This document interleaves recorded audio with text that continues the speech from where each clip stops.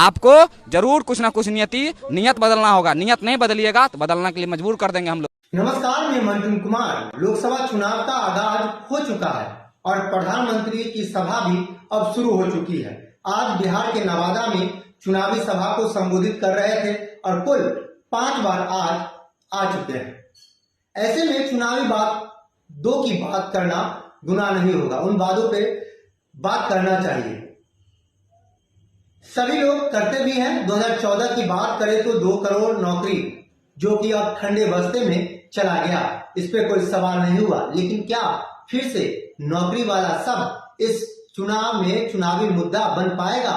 हालांकि रैली में प्रधानमंत्री नरेंद्र मोदी ने जमुई में रेलवे भर्ती का जिक्र कर दिया था। मतलब अपने 10 साल के कार्यकाल का हिसाब तो नहीं दिया, लेकिन लालू प्रसाद यादव के समय हुए रेलवे भर्ती घोटाले की बात कर रेलवे वैकेंसी की खानापूर्ति वो कर गए। रेलवे भर्ती एक ऐसा मुद्दा है जिस पर युवक कुछ सुनना चाहते हैं। उन्हें प्रधानमंत्री से कुछ आस है। 10 साल में रेलवे में कितनी नौकरियां दी गई, कितनी भर्ती आई और आने वाला समय में रेलवे का भविष्य क्या रहेगा, कितनी भर्तियां निकलेगी। खैर, यह मुद्दा लालू यादव के बहाने ही निकला तो सही, लेकिन सबसे बड़ा सवाल है रेलवे को लेकर आंदोलन हुए, लेकिन उन सब आंदोलन को सिर्फ यादों में रखा गया। अब चुनाव आ गया है तो मुद्दा सिर्फ और सिर्फ युवाओं के हक की बात होगी, नौकरी की बात नहीं होगी। प्रधानमंत्री 2004 और 9 के बीच जो लालू यादव के समय रेलवे भर्ती घोटाले की बात उन्होंने किया था, उन्होंने याद करते हुए कहा कि रेलवे में भर्ती के नाम पर जो लोग गरीब युवाओं से जमीन लिखवा ले वह बिहार का भला कर सकता है क्या? युवाओं का कभी भला होगा ऐसे लोगों से? नीतीश कुमार की ओर इशारा करते हुए उन्होंने कहा था, रेल मंत्री हमारे नीतीश बाबू थे, आज तक कोई शिकायत नहीं आई ना। सृजन घोटाला की बात छोड़ दीजिए, उन्होंने उसका जिक्र नहीं किया। इन लोगों ने गरीबों की जमीन छीन ली।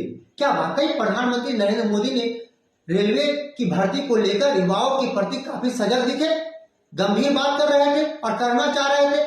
लालू प्रसाद यादव के समय उन्होंने याद दिलाने की कोशिश की, हम युवाओं के प्रति सजग हैं। 10 साल में युवाओं को रेलवे की भर्तियां से क्या मिला, भर्ती घोटाले की बात वो कर इन बातों को याद दिला दी। तो क्या प्रधानमंत्री को यह पता नहीं है कि आज भी भर्ती घोटाला चालू है, रुकी नहीं है, उनके कार्यकाल में भी बंद नहीं हुई है? अभी हाल में ही यूपी में पुलिस भर्ती परीक्षा रद्द करनी पड़ी, जिसके लिए 50 लाख छात्रों ने आवेदन किया था। उन बातों पे कब क्यों चुप्पी हो गई? बिहार में भी बीपीएससी घोटाला हुआ, उस पर भी चुप्पी साध दिए। बिहार के युवा रेलवे भर्ती पर कुछ ज्यादा सुनना चाहते होंगे और केंद्र सरकार का रिकॉर्ड देखना चाहते होंगे कि मोदी सरकार का रिकॉर्ड यूपीए की सरकार से कितना बेहतर है, कितना उन्होंने रेलवे में नौकरी दी जिसे भारत का नियोक्ता कहा जाता है। खैर, प्रधानमंत्री नरेंद्र मोदी जी को शायद याद नहीं रहा होगा कि पटना में रेलवे की भर्ती परीक्षा के लिए जो आंदोलन हुआ था, उस वैकेंसी के लिए जो आंदोलन हुए थे, उसमें छात्र जो सड़क पर उतर कर आए थे वो परीक्षा असिस्टेंट लोको पायलट की भर्ती का था। समय बढ़ाने की मांग करने लगे थे, उन्होंने वैकेंसी में सीटों की संख्या बढ़ाने की मांग करनी पड़ी थी। रेलवे का एसोसिएशन था, उसने जो है पत्र लिखा था कि लोको पायलट की जो बहाली आई है उसमें सीटों की संख्या जो है बढ़ाइए। लेकिन बिहार को कितनी सीटें मिली? कुल 5696 में अगर निकाला जाए तो 32 सीटें, शायद मुझे जहां तक पता है वो 32 सीट ही मिली थी। मोदी राज में इस तरह के कई आंदोलन हुए और होते मोदी में कितनी भर्तियां हुई इसका रिकॉर्ड तो उनके पास होगा ना, प्रधानमंत्री के पास होना भी चाहिए और होता भी है, लेकिन वो कभी बातचीत नहीं की। खैर, इन मुद्दों पर वो काफी सजग दिखे। भले ही भ्रष्टाचार को लेकर वो कितने सजग है, भ्रष्टाचारी उनके पार्टी में कितनी है वो भी दिखता है। मोदी के दौर में ज्यादा नौकरियां दी गई, ये भी दिखता है। खैर, आज रैली से पहले तेजस्वी यादव ने कुछ सवाल पूछे। आशा है प्रधानमंत्री मोदी जी बताएंगे कितने युवाओं को 10 साल में रोजगार मिला, मगर प्रधानमंत्री इनकी चर्चा नहीं किए। सबसे बड़ा सवाल है कि रेलवे की भर्तियां कब होगी, युवाओं को रोजगार कब मिलेगा, इन मुद्दों पर बात कब होगी। खैर, चुनाव में इन मुद्दों पर बात नहीं होगी, क्योंकि चुनाव में आरोप प्रत्यारोप का दौर चलता है। नेताओं की बयानबाजी में मीडिया इधर से उधर कैमरे लेके दौड़ते रहते हैं। मैं भी दौड़ता हूं, लेकिन युवाओं की बात नहीं होती है।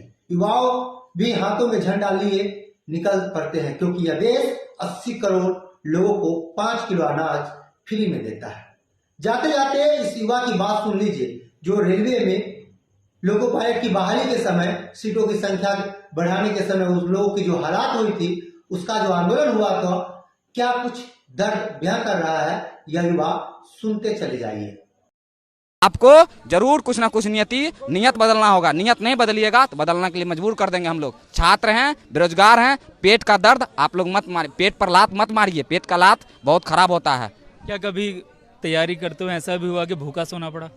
सर, भूखा सोना पड़ा। कभी कभी अगर पैसा घर से नहीं समय पर आया तो उस रात में है ना दो गिलास गर्म पानी कर करके सोए हैं। ऐसा स्थिति आ गया। आपको नहीं पता होगा सर, अनुमान नहीं कर सकते हैं। हम लोग ऐसा करते हैं। हम लोगों का मकान मालिक जब लॉकडाउन लगा 1 रुपया भी नहीं छोड़ा, और तो बोला कि डॉक्यूमेंट रूम में था, तो बोला डॉक्यूमेंट को जला देंगे, नहीं तुम लोग जाओ जहाँ जिंदगी बर्बाद हो जाएगा। कैसे कैसे घर से जमीन बेच के पढ़े हुए हैं।